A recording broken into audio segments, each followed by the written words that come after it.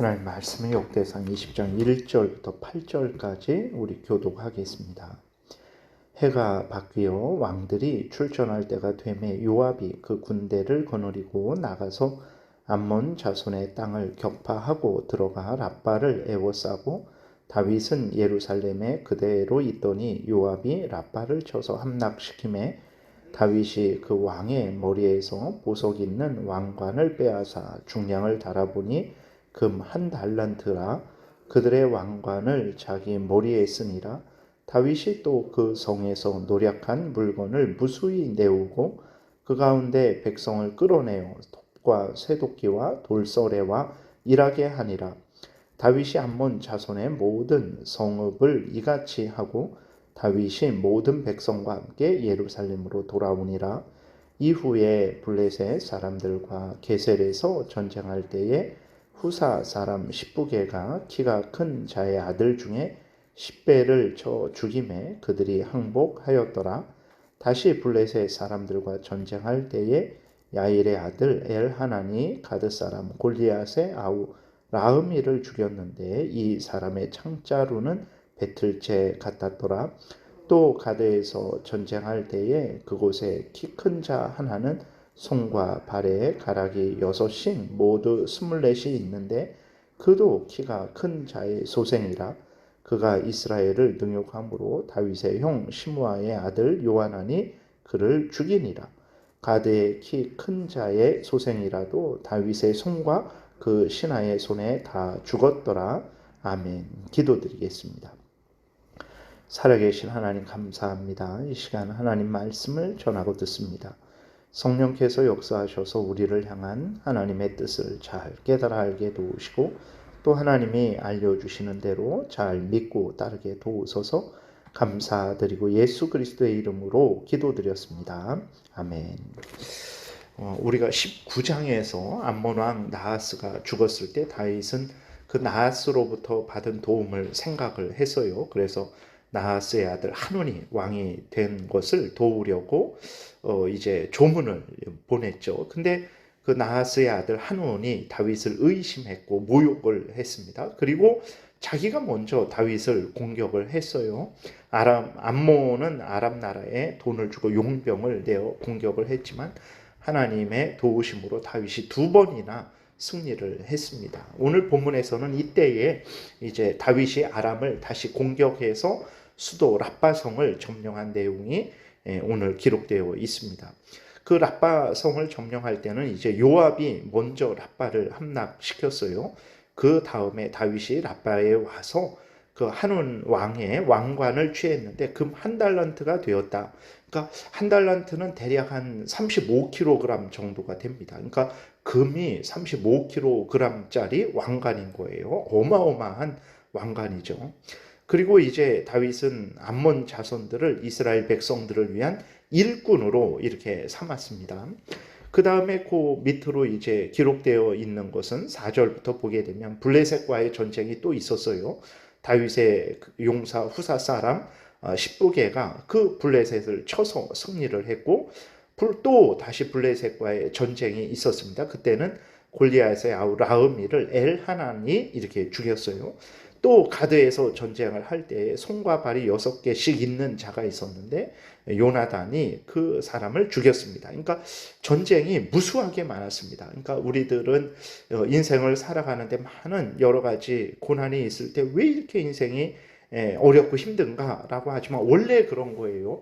다윗이 왕이 됐다고 해서 이제는 전쟁도 없고 평안하게 아무런 문제 없이 오래오래 그냥 잘 살았다. 그것이 아닙니다. 다윗은 죽을 때까지 이렇게 전쟁을 하면서 죽었다라는 것을 우리가 기억하고 우리의 인생 속에 많은 어려움이 있는 것 이상히 여기면 안 됩니다. 그리고 사탄 마귀가 끊임없이 우리를 공격한다라는 것을 우리가 분명히 알아야 됩니다. 그 사탄 마귀는 한 번 공격하고 패해서 우리를 두려워해서 뒤로 물러가는 존재가 아닙니다.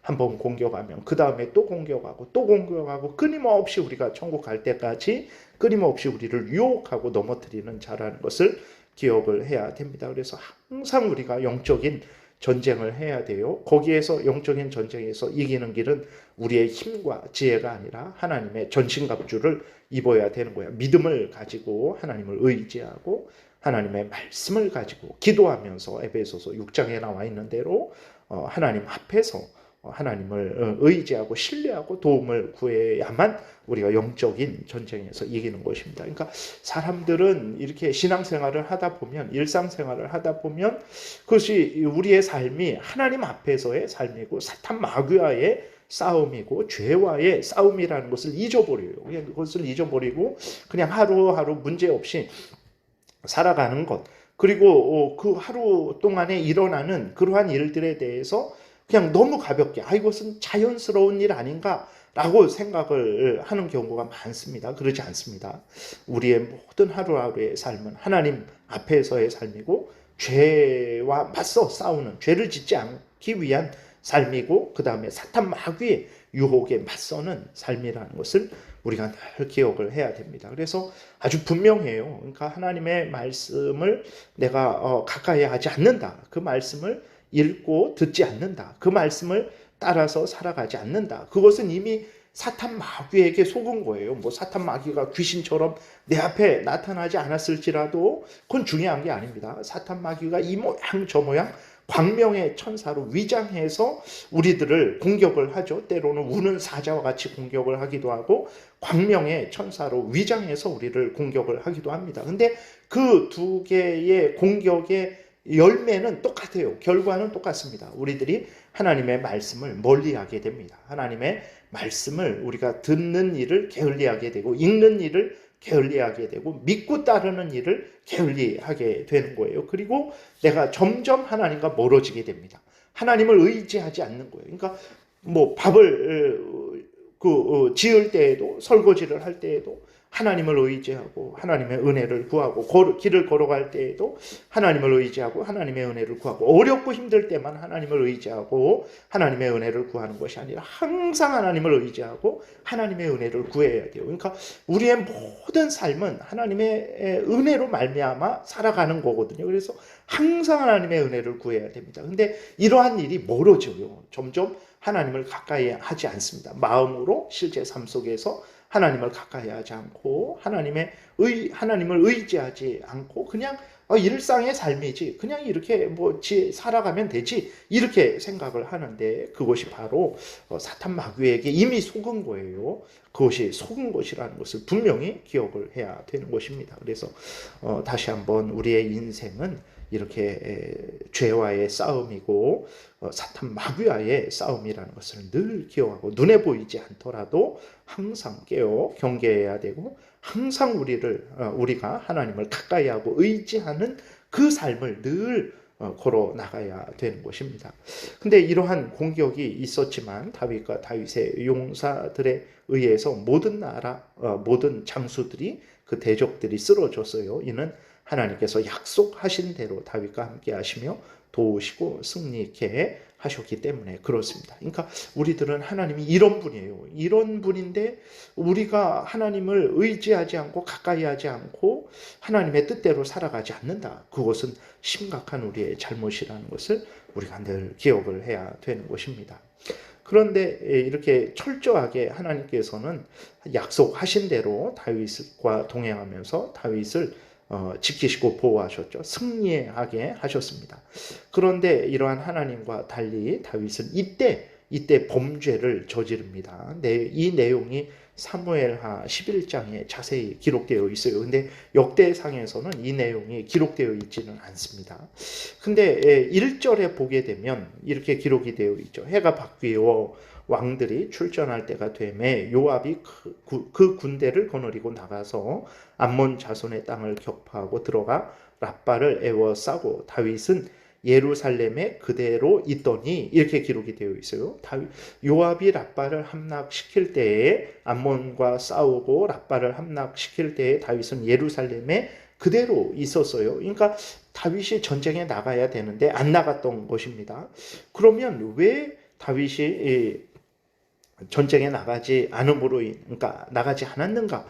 아마 다윗이 어느 정도 이제는 내가 그렇게 나가지 않아도 되겠지. 그러니까 긴장이 풀어진 거죠.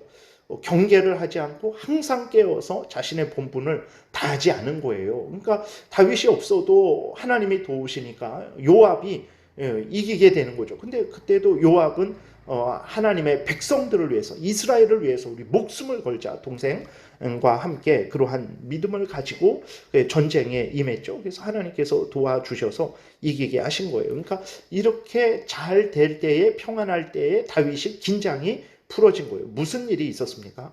전쟁터에 나가지 않고 그 예루살렘에 그대로 있었을 때 그때 밧세바를 봅니다. 밧세바를 보고 밧세바를 데려다가 간음하고, 그것이 이제 발각이 되니까 어떻게 하냐면 그 밧세바의 남편을 요압에 의해서 죽이죠. 바로 이때 이렇게 된 거예요. 아람 나라와 싸우고 그 아람 성을 점령을 할 때에, 그때에 다윗이 예루살렘에서 다윗은 밧세바와 간음하고 그 밧세바의 남편을 죽이는 거예요. 죽이는데 여기에서 죽입니다. 이 아람 나라와 싸울 때 여기에서 죽이고, 다윗이 라빠성을 함락했을 때 그때 가서 자기가 왕관을 쓰게 되는 거예요. 그러니까 얼마나 다윗이 참 비열하고 아주 악한 죄악을 저질렀습니까? 그러니까 앞에서 말씀드린 대로 우리 그리스도인들이 항상 깨어있지 않으면 정말 다윗 이상으로 범죄할 수 있다는 것을 우리가 늘 기억을 해야 되는 것입니다. 그래서 우리는 늘 교만하지 말고 방심하지 말아야 됩니다. 하나님의 은혜를 어제 많이 받았어요. 아주 충만하게 받았습니다. 그러면 오늘은 받지 않아도 되나? 아닙니다. 오늘도 하나님의 은혜를 받아야 돼요. 하나님께 은혜를 구해야 돼요. 오늘도 하나님의 은혜가 없으면 우리는 하나님 앞에서 살아갈 수 없기 때문에 그렇습니다. 그럼 오늘 많이 은혜를 구하고 많이 받았으니까 일주일은, 한 달은 내가 편안히 아무것도 하지 않아도 되는 거 아닙니다.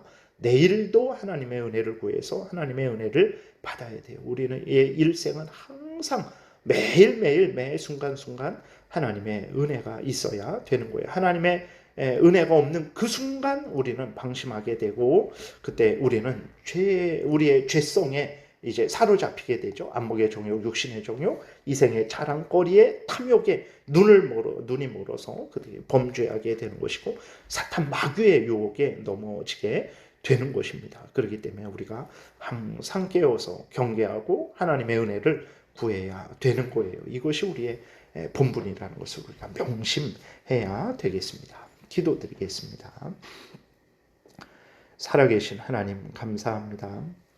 하나님은 신실하게 약속을 지켰지만 다윗은 하나님 앞에서 방심했고 또 마땅한 본분을 행하지 않았음을 우리는 또 성경을 통해서 확인하게 됩니다. 거룩하신 하나님 아버지, 우리로 교만하지 않게 도우시고 우리 스스로 살아갈 수 없다는 것을 항상 깨달아 알게 하셔서 항상 하나님을 가까이 하고 의지하고 은혜를 구하며 깨워서 우리의 죄에 사로잡히지 않게 도우시고 사탄 마귀의 괴계에 넘어가지 않도록 은혜 주옵소서.